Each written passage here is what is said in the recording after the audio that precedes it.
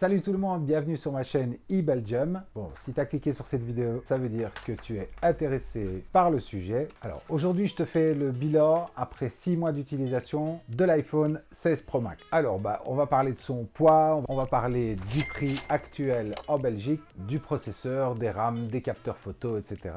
Et on terminera la vidéo en se demandant si ça vaut le coup d'attendre le mois de septembre pour acheter l'iPhone 17.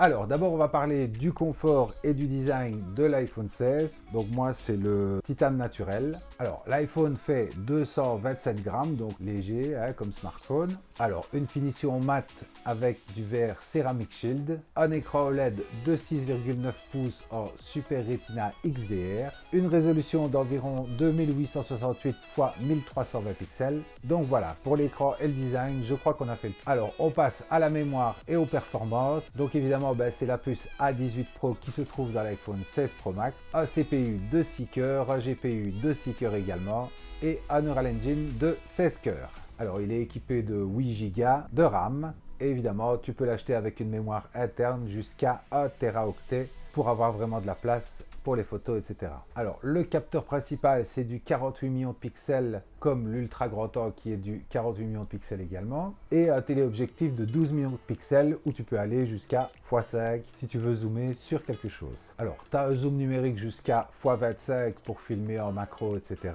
Un mode nuit évidemment. Donc on a une caméra frontale de 12 millions de pixels avec autofocus et le mode portrait également. Alors pour enregistrer les vidéos tu peux filmer en 4K jusqu'à 120 images par seconde, même en mode cinématique, ce qui n'était pas le cas sur par exemple l'iPhone 13 Pro Max. Tu ne savais pas filmer en 4K en mode cinématique. Alors qu'est-ce qui a changé quand on est passé dans ce modèle là? Évidemment on avait le bouton action, le bouton caméra contrôle, de l'USB-C et du Wi-Fi 7. Alors le prix à l'achat neuf était de à peu près 1350 € jusqu'à 1480, un truc comme ça pour le 1 Tera. En ce moment, je vais dire, il y a quand même un petit prix sur l'iPhone 16 Pro Max, donc tu peux le trouver moins cher. Je mettrai des liens en description si ça t'intéresse. Alors, mon retour d'expérience après 6 mois. Alors avec une utilisation intense, je veux dire voilà, pour les vidéos la batterie a quand même bien tenu, donc je suis toujours à une capacité de 100% de charge batterie maximum, donc c'est vraiment qu'ils ont amélioré la batterie. Donc sachant que moi je viens d'un iPhone 13 Pro Max. Si je fais ma comparaison donc avec l'iPhone 13 Pro Max, effectivement j'ai gagné l'USB-C, j'ai gagné le bouton caméra contrôle. Caméra contrôle honnêtement je ne m'en sers quasiment pas du tout.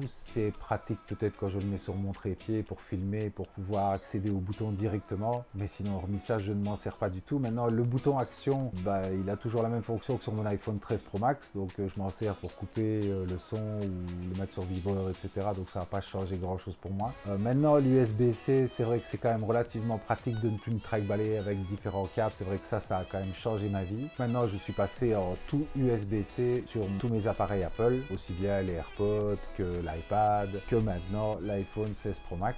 Alors comme je le disais, l'avantage c'est que maintenant on peut filmer donc en mode cinématique, donc ça veut dire qu'on est braqué sur le sujet, on a un flou derrière comme tu peux peut-être voir ici, c'est légèrement flouté. Donc maintenant on peut filmer comme ça mais en 4K, donc ce qui est d'une meilleure qualité.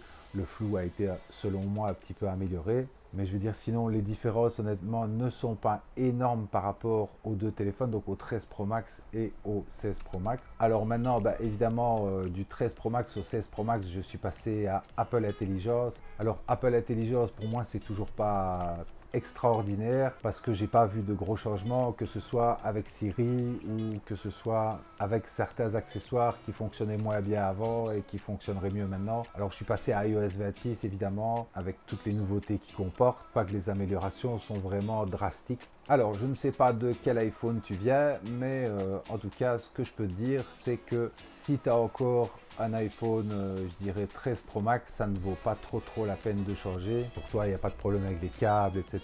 Et comme je dis, Apple Intelligence, c'est pas encore au point. Et iOS 26, c'est toujours une version bêta. Je ne conseille pas spécialement de changer.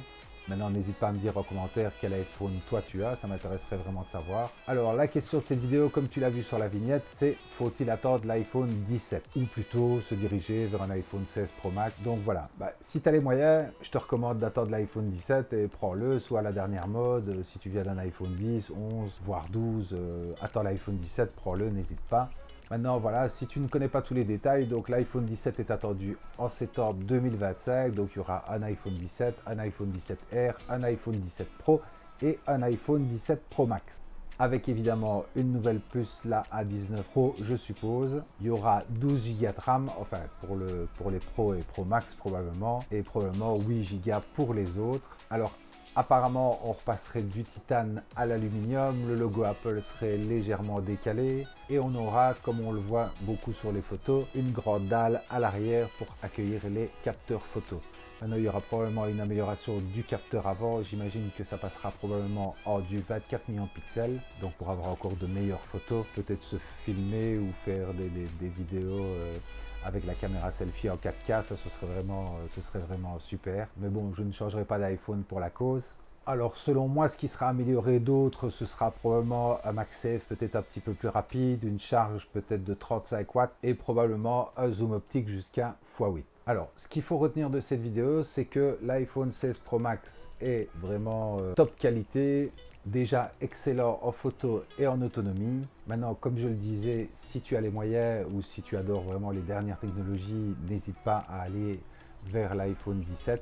Je t'avoue que moi, je suis impatient d'être en septembre pour voir les nouveautés de l'iPhone 17. J'espère avoir l'occasion de te le présenter, de faire une petite vidéo. Alors effectivement, l'iPhone 17, ça pourrait frapper fort. Donc voilà, c'est pourquoi je t'invite à t'abonner à la chaîne pour ne pas rater mes prochaines vidéos.